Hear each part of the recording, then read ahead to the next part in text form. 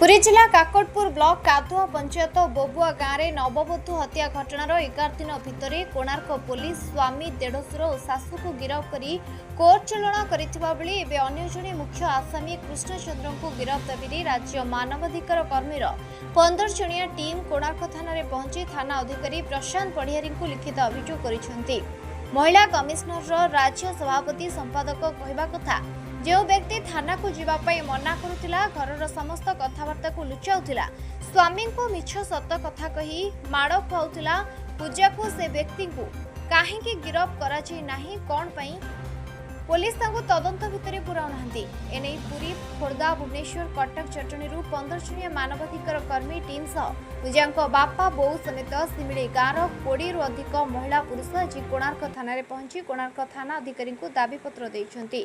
Konark police दाबीपत्र तदंत करी कृष्ण को गिरफ्त करने सह पूजा समस्त दाउरी फेरस्त करने को प्रतिश्रुति देइछंती। सूचना था कि गत 20 तारिख में पारिवारिक कली सह दाउरी मागिबा को नहीं स्वामी गुलु स्वाई बापा अक्रूर स्वाई देढ़शुर सह शाशु मारी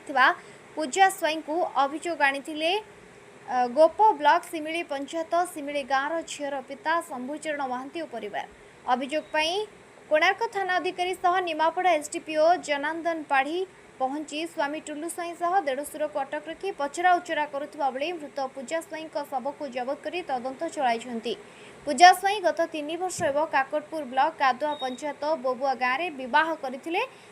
गोटे 2 वर्षर पुओ थिबा बेले अधिक दाउरी दाबी करी बारंबार पूजा को निर्यातना दे आसुथिले स्वामीर परिवार बोली पूजा बापा बोऊ भौणी लिखित अभियोग करने सह गत 20 तारिख में परिवार मध्य झगड़ा लगी मारी देइछंती। कोणार्क पुलिस पूजा शव को जबत करने सह स्वामी देढ़शुर को अटक रखा सह शाशु मुख्य आसामी बोली झीर परिवार थाना रे होहल्ला करथिले। परे कोणार्क पुलिस 20 तारिख राति स्वामी गुल्लू घर को जाई शाशु को खोजाखोजी करने सह पूजा 2 वर्षर पुओ को उद्धार करी मृत पूजा बापा को हस्तांतर करी शाशु को विभिन्न स्थान में खोजाखोजी चलाइथिबा बेले 3-4 दिन तले शाशु को धरी कोर्ट चालाण करिसेंती। एबे स्वामी देढ़शुर और शाशु जेल रे सजा विचाराधीन कैदी भाव थिबा बेले मुख्य आसामी अन्य जणे थिबा अभियोग बाढ़िसेंती पूजा परिवार। कोणार्क पुलिस 3 जन को गिरफ्त कर कोर्ट चालाण करथिबा सह चतुर्थ व्यक्ति को तुरंत गिरफ्त करिवे बोली देइछंती प्रतिश्रुति। My name Jayashree Patra from Nimapada national human rights रो स्टेट वाइस प्रेसिडेंट अच्छे। आज दाबी थिला जेहेतु आमर बोबुआ ग्रामर जो टुलु स्वाई बुलु स्वाई जो 2 भाई सान भाई को मैरेज करथिले आमर पूजा स्वाई और वर्षा सरी रूपा आज को 3 वर्ष है बाहागर 2 वर्षर पुओटे भी अच्छी दीर्घ दिन है शाशुघर बहुत प्रचार करुले मानसिक निर्यातना भी दौले किंतु आज 20 तारिख दिन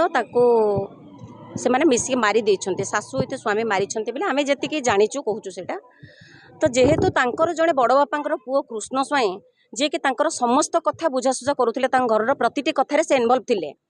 किंतु जेहेतु पुलिस एपर्यंत कृष्ण स्वाई को कहीं अरेस्ट करनी जेहेतु तांको परिवार लोक आज मानवाधिकार आश्रय नहीं तो सेठी आमर प्रत्येक जिलूर मोर समस्त भौणी मैंने आसछन्ते सब कार्यकर्ता आसछन्ते आमर ओडिशार चेयरपर्सन भी आम सहित आसीछन्ते तेणु आम चाहूँ जो कृष्ण स्वाई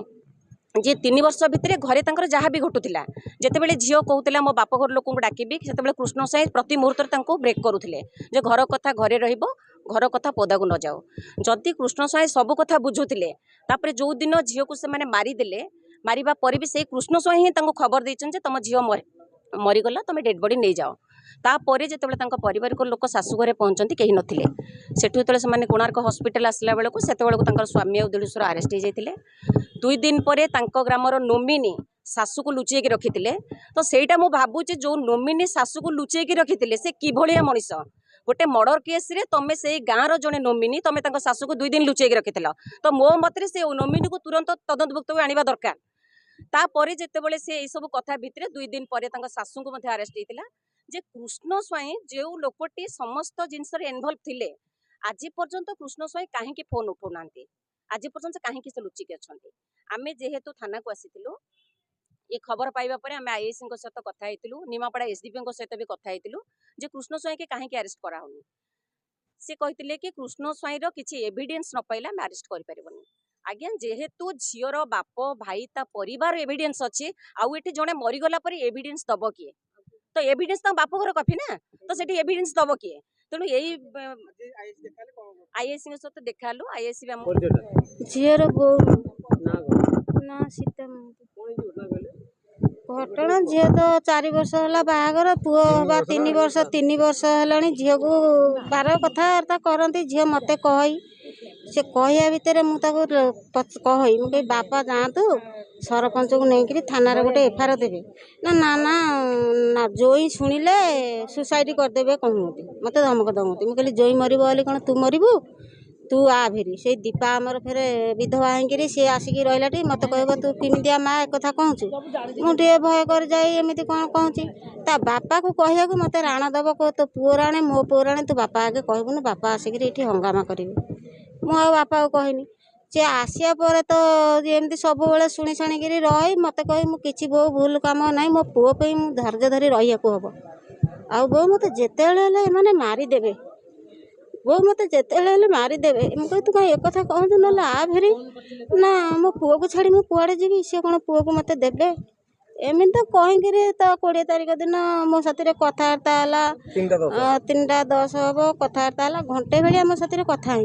होकर मु गुहाल को जाइए गुहाल ओलाऊँची ता बापा पाखु फोन आइला जे तुम झील मरी जा